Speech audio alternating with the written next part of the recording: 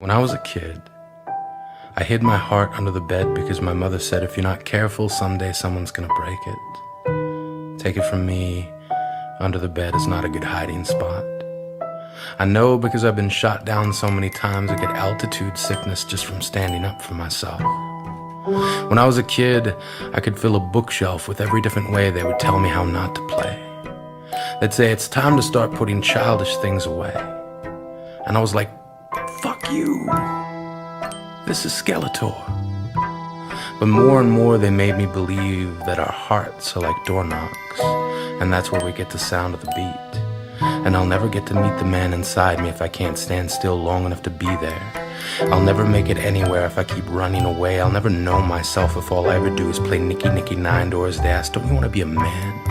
And when I was a kid, I wanted to be a man. I wanted a registered retirement savings plan that would keep me in candy long enough to make old age sweet. I wanted 2 left feet so I could dance circles around important issues until way past my bedtime. I'm not saying I don't have opinions, just that others were less likely to argue if they were as tired as I was. Fatigue does to men what a goodnight kiss does to kids. It puts weights on our eyelids and returns us to a place where reason and imagination lace together shoes whose tongues stick out at stillness and beckon us to move forward.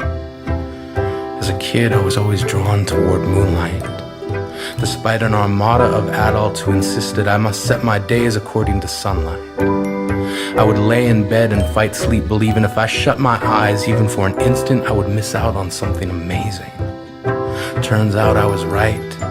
I have seen stars stamped into the night like cookie-cutter designs, drew lines in between each one, inventing new constellations so that when somebody asked me, "What's your sign?"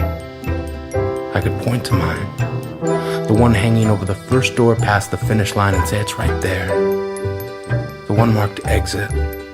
Because one day all this getting ahead bullshit will be over and people will start looking for me and I'll be there. I'll wear my best flashing red and you will stand winner circle thoroughbred. I will unthread the screws that will put you throughout this life, then smile and say, you made it. When I was a kid, I traded in homework assignments for friendship, then gave each friend a late slip for never showing up on time, and in most cases, not at all. I gave myself a hall pass to get through each broken promise.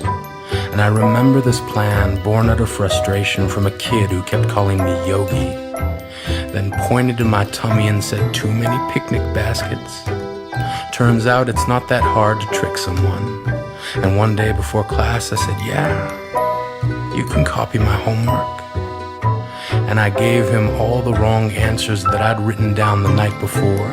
He got his paper back expecting a near perfect score and couldn't believe it when he looked across the room at me and held up a 0.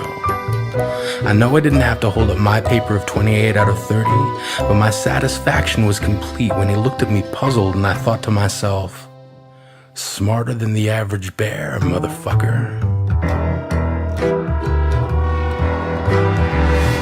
When I was a kid, I slid love letters through the slots of lockers that belonged to my secret crushes. Built paintbrushes from the tiny hairs that stood on end every time I saw them. My brain stem finally blooming into thoughts. I connected dots and made masterpieces. Each brushstroke a thesis dedicated to the explanation that you, not knowing who I was only because anonymity made it easier to be brave. I dipped my brush into a tidal wave of I hope this will one day wash over me. I can guarantee, if you've ever had a secret admirer, it was someone very much like me who loved someone very much like you. It was someone who wanted to tell you how much you meant, how every second we spent thinking of you was simply the cost of getting us through the hard times. We saved nickels and dimes hoping our first date would be with you.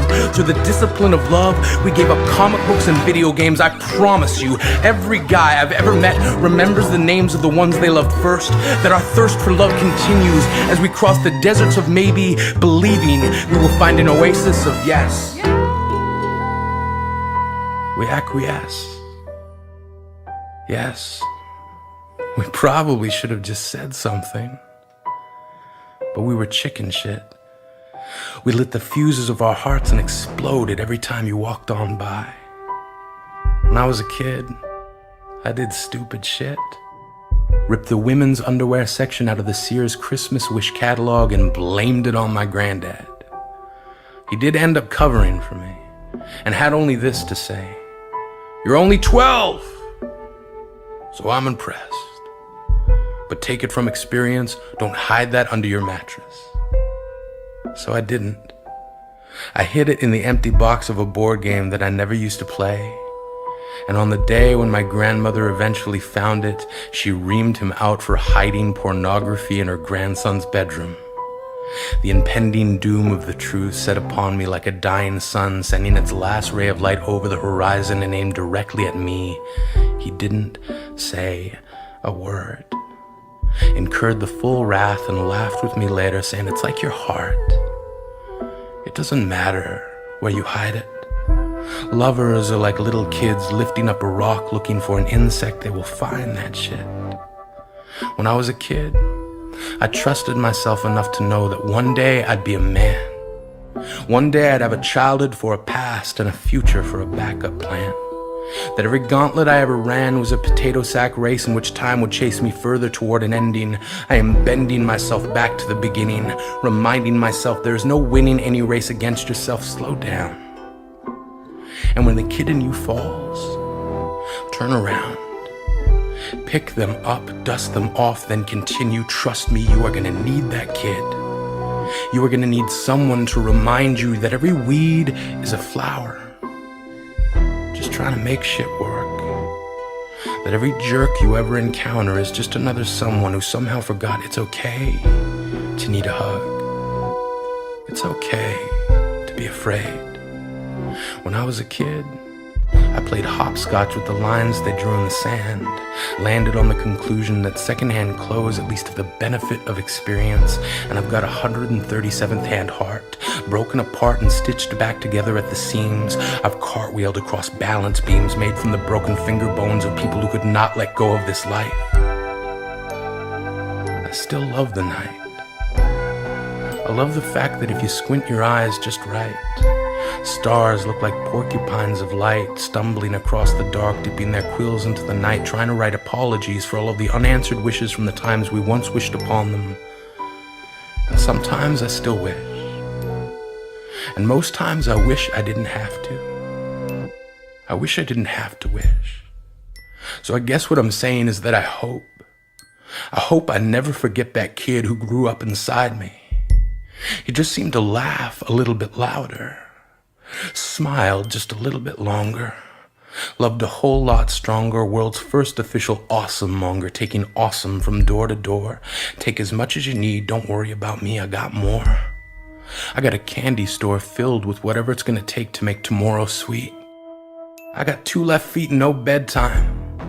I'm still not brave enough to have an orgy, but I rock the slumber party, come nap with me. First one to fall asleep loses. First one to fall asleep wins. The race stops at the start and the finish line is where it begins, so this time first one to lose wins. I know we never meant to turn our hearts into garbage bins. It was an accident. I know the headlines about us giving up were a misprint and really just bad reporting. I know we've been boarding up all the windows from the outside in. We've been doing it ever since they told us to start letting things go. And I know we got into the habit of throwing everything away. But your heart is a door knock, and every time it beats, it's just that kid's way of asking, can you please come out and play?